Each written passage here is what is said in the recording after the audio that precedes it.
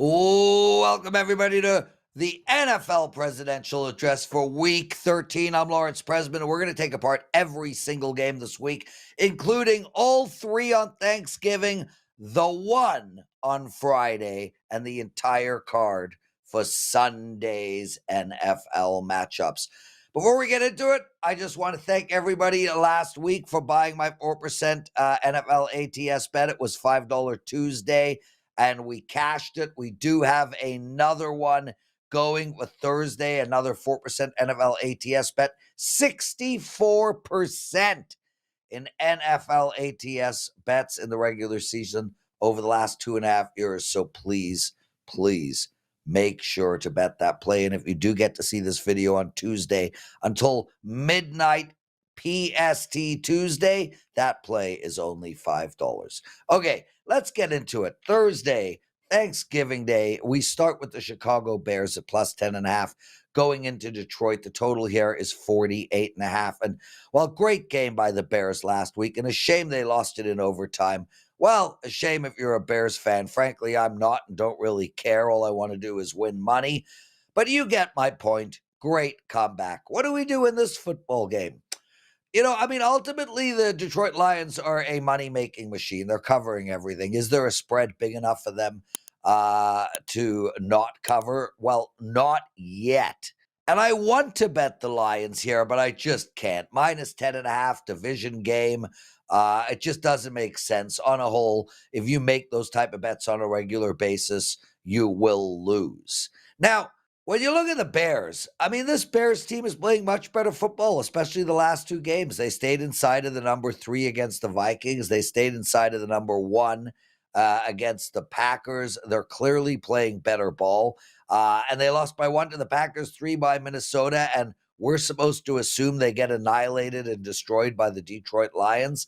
Not so fast. The side is a hard pass for me, but I really do like the over in this game. And obviously, it's a Lions game and it's one indoors, and we know we're going to see scoring. The only question here is how many points can the Bears put up?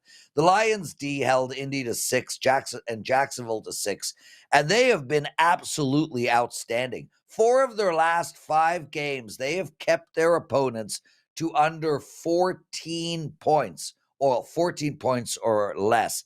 That is remarkable. With that said, we know the Lions at home are going to get us 30 points in this game. Now the only question is, how many points can Chicago get us? Given that this is a standalone game with a national audience, it's indoors, I think we see the Bears get some points here. I think we see the Bears go for it more regularly on 4th down. They have nothing to lose. I think we see them play slightly more aggressive, and I think we see them try to stretch the field a bit. They just put up 27 on the Vikings, and the Vikings have a pretty good defense. I got to look at the over here, guys. That's where we're going. It's a soft bet on Chicago and Detroit over the total.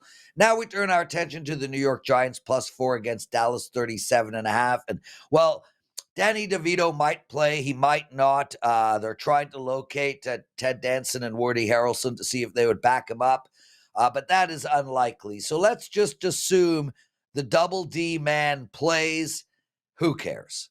Last week, I told you to take Tampa Bay against the Giants, and here was my argument, and it's basically the same for this week. The Giants team is in a free fall. They are in complete disarray. Nobody is happy at all. They signed a $5 million quarterback in Drew Lock. They don't even want to play the guy. They brought in Daniel Jones instead of Barkley. Well, now neither are on the team. All the coaches and everybody in the front office will be fired imminently. Now, I can make the same argument in this game against Dallas. The only difference here is, unlike Tampa Bay, Dallas as a team is a disaster as well. With that said, there are at least some really good players on this Dallas team. They are at home, and they just won a game, so at least they feel a little better. The bottom line is I want to bet against the New York Giants all year. That's just about, like, from now until the end, it's fade the Giants. I'll take the better mess of a team at home after a feel-good victory, please. Let's go with Dallas minus the 4. Now, Miami, night game against Green Bay. This is going to be an outstanding football game. Plus 3.5, total of 47. And last week, our big bet was on Miami -7 against the Patriots, and I was right. Although I do like the Fins this week, I like the over here, guys. Since Tua has returned, the Fins have scored 34, 34, 23, 27, and 27 points. If you've been watching their games, their offense is dynamic again. There's motion everywhere. Green Bay just scored 38 points on San Fran, and although they only scored 20 against Chicago and 13 against Detroit, this is a team that has scored 20 or more points in 8 of their last 9 games and 24 or more points in 7 of their last 9. I've been very impressed with both these teams' defensive units, but that is why the line is 47 and not 51. With that said, neither defenses are world class, and both have been inconsistent. I look at this game and I think both teams are getting into the 20s for sure. The last time Miami scored less than 20 was pre-Tua, and Green Bay has scored less than 20 at home once this entire year. The bottom line is this total is 4 points too low, and I think 27-24 feels like the right score here. We're going to take over the total in this game. Friday's game, Las Vegas Raiders playing Kansas City. Las Vegas is plus 13. The total in this game is 42.5. Before I take this game apart, I'd like to ask you guys to take a moment out of your day and hit that like button. Hitting that like button, subscribing to our channel, and making comments on these videos, whether good or bad, are absolutely crucial for the success of our business. If you hate me, please tell me how much in a comment section. If you like me, tell me how much. Let me know your favorite 3 bets for this coming football week. Please hit that like button, guys. Thank you. Okay, so I know Kansas City is going to win this game. We all know Kansas City is going to win this football game. But they have not covered 13 points this entire season. They did push on 13 against a depleted Saints team. But man, how can you take them -13 when they can't cover -13? This Kansas City team just doesn't seem to cover any number right now. They have not covered an ATS bet in 5 straight games. They were lucky to beat the Panthers last week. Now, I know the Raiders stink. I know they got quarterback problems everywhere. And for all I know, they could be rolling out, Jeff Hostetler or whatnot. But the bottom line is, Tampa Bay stunk too a few weeks ago without their wide receivers. This very Vegas team stunk on October 27th. And both of those teams still covered 13. Frankly, this KC football team is ripe for a beatdown. They're ripe for a huge upset. And although Vegas might not be that team, sorry about that, they will at least keep this game close. We're going to hold our nose, close our eyes, Q-tips in our ears, and take the plus 13. Now we get to the Sunday card. Guys, this is Thanksgiving weekend. We got football Thursday, Friday, and Sunday. We have college football going every single night. We have college basketball and NBA underway. NHL is in full swing. And we have our once-a-year Thanksgiving promo. This is a 7-day all-access pass for only $69. If there is ever a time to bet 7 days of my plays, this is the time. Firstly, I'm killing it in hoops this year. I'm up double-digit profits. My college football is on a 14-6 run right now. And guys, I'm the second most profitable bowl expert in the last 2 years as well. My NFL is heated up. I had a great week last week. My NHL is heating up as well. So guys, please, $69, 7-day all access. Join me at wt.buzz/LP. Okay, so let's get to our next game. So Tennessee going into Washington. And right off the bat, I want to tell you that, man, I had signaled out Washington as a really big play here. I was planning on releasing Washington as one of those 4% NFL ATS bets. And then I took this game apart in great detail, and well, I'm not going to do that any longer. Great game by the Titans last week, and honestly, this team has been playing better of late. They still can't win consistently. No, pretty much. All they do is lose consistently, but at least Levis is playing better. Is it time to jump off the Washington train? That's the question. This team came out flying out of the gate, and we quickly forgot that Daniels is a rookie and their defense is suspect. I don't know, man. They were within 1 point against the Steelers. They were leading 10-6 against Philadelphia going into the fourth, and the Dallas game was just crazy. So what do? Is Washington good or are they bad? I am going to take the wait and see approach. Where are we going to go in this game? I like the over 44.5, and I like it a lot. The line here is short, and Washington has scored 40 points themselves twice this year, and 38 once and 34 once. This team can get us close themselves if they get going. I know the Titans are horrible on offense, but they just put up 32 on the Texans, and Levis has put up close to 300 yards in the air in the last 2 games. So we know they're moving the ball. Plus, I think both of these defenses are completely overrated. The Titans have allowed 52 points in one game this year. They've allowed 30-plus points 3 times in their last 9 games, and 27-plus points 5 of their last 9. Washington consistently allows 20 or more a game. So long as the weather holds up, we're taking the over. Chargers, Atlanta. What are we going to do here? The LA Chargers are -1. The total in this game is 48. And well, not only do the Boats have no real home field advantage and a scattered fan base, but the refs seem to hate them too. Literally, the game against the Ravens was decided by the refs, and that sucks. With that said, we were on the over in that game against Baltimore and cashed it, so all good. What are we going to do in this matchup? Well, I was hoping the Chargers would win so badly. My plan was that the Chargers would beat Baltimore at home, head out on the road, and play this Atlanta team who's in a free fall and take Atlanta big. But alas, the Chargers did not win that game. I still like the Falcons, and I like them for a few reasons. First off, absolutely horrible spot for the Chargers. Short week, cross-country travel, coming off a massive conference game against the Super Bowl contender and a brotherly rivalry game. This has letdown written all over it. Damn, it would have been perfect had they just have won that game against Baltimore, but they didn't. So we are going to lean on the Atlanta Falcons here, +1.5 against the Chargers. Pittsburgh playing Cincinnati. Pittsburgh is +2.5. The over and under is 47. All year, I have been betting against Pittsburgh, and it has not done well for me at all.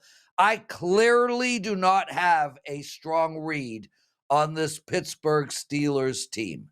So with that said, I really, really like Cincinnati and the over here. I purposely did not handicap this game, as I am having such a horrible time with the Steelers team that I'm like, I have to lay off this bloody team. But by the end of the week, guys, I might cave. I might cave because I just freaking love the Bengals in this spot. I like them so much, I'm trying to keep myself from playing against the Steelers. Don't do it, Prez. Don't do it. Okay. Even though the Chargers and Atlanta Falcons logo is still up on the screen, for the record, regardless of how much I love Cincinnati here, I am passing on this game. Now we turn our attention to Indianapolis -2.5 against New England. Well, where are we going here? Well, I'm always looking to bet against the Patriots, guys. Either the Patriots or the under. Last week it was the Patriots. We took Miami. We won. This week it's the under.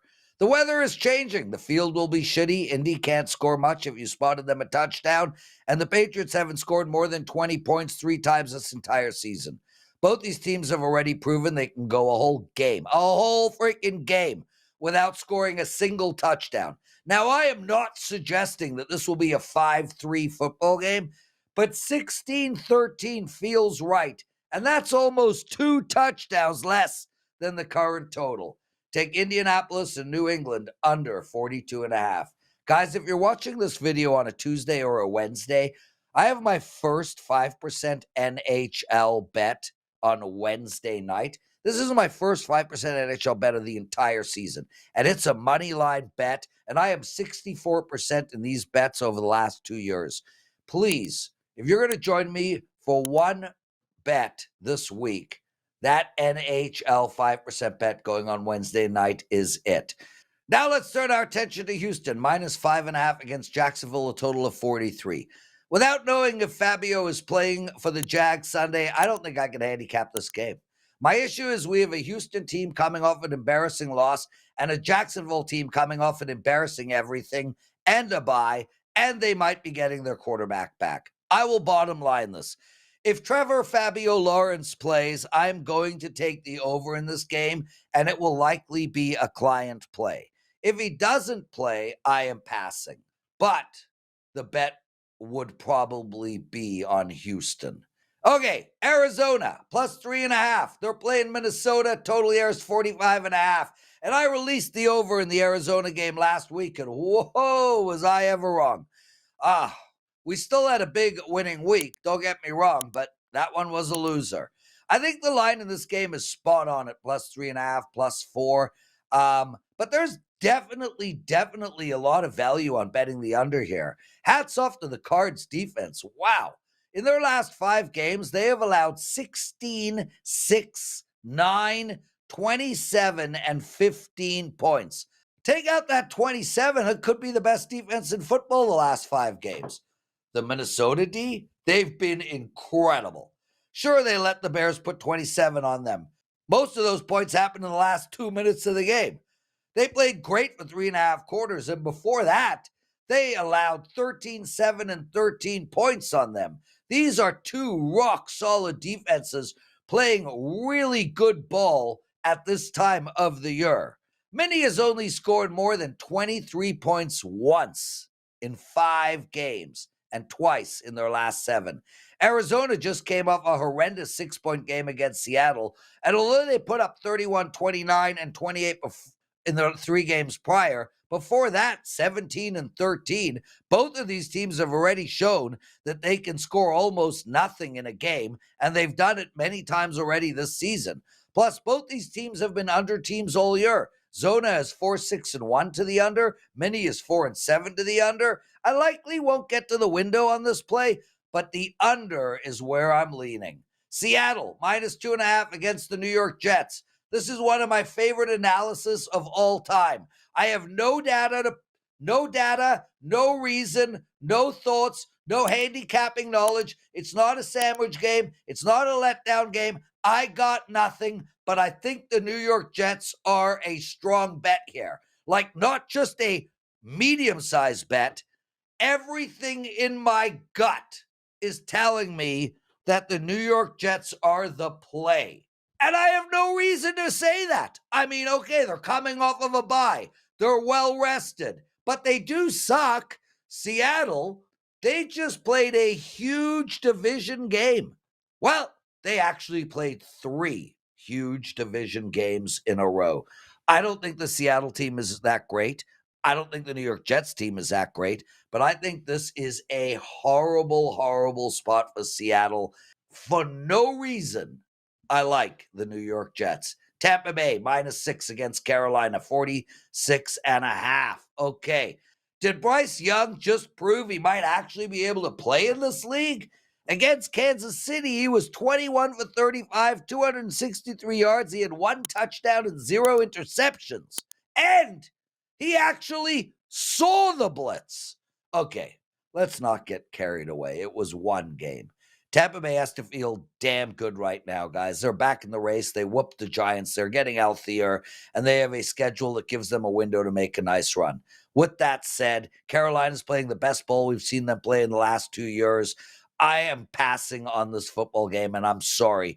I want to bet it. I lean on the over in this game if you want something, but on a whole, it's a pass. Rams -3 against New Orleans, total of 48.5.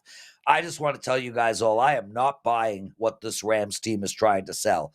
They have had some great moments this season, beating Seattle on the road, playing great against the Vikings, but this team is inconsistent, does not have a very good defense, and is struggling to find consistent scoring. Look, I am not going to say that the Saints are some juggernaut. They're not even much better than the Rams, if better at all, but they are at home. They are coming off a bye. They are getting a field goal, and they have won their last 2 games. The Saints also have a new coach they seem to like. Carr is back and playing well, and they have a well-balanced offense with many, many different options. Why are the Rams favored here? Why? I don't get it. They are 5-6 on the season. New Orleans is 4-7 on the season, and most of those 7 were with Derek Carr out injured. This line is begging us to take the Saints. Okay, I'll take the Saints. Philadelphia +3 against Baltimore, a total of 51. We've been riding the Ravens over the total all year long, and it is 10-2, and there's no reason to stop the scheduled program. Baltimore is the second highest scoring team in footy, averaging 30 points a game, while the Eagles are a top 10 team in averaging 27 points a game. I know that both these teams are running machines, the 2 best running teams in all of football by far. But man, the King and Barkley are not running 4 yards and slowing the clock and racing the clock. They're breaking runs all over the place. Both of these guys on a weekly basis are getting 50-plus yard running touchdowns. Also, I love that both these teams convert almost 50% of their third downs. I love that both of these teams go for it regularly and are successful on many 4th and shorts. And I love that both of these teams can score at 100 miles an hour. Both these teams also, when they throw the ball, throw it really deep. They stretch the field. They have game breakers everywhere. We saw that insane throw and catch from Lamar to Zay. We've seen Brown and Hurts hook up.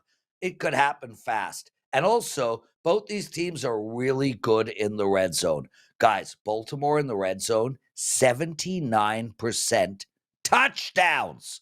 Philly is at 56%. Also, the Ravens' D is horrible. Second worst pass D in football, and they allow 24.5 points per game.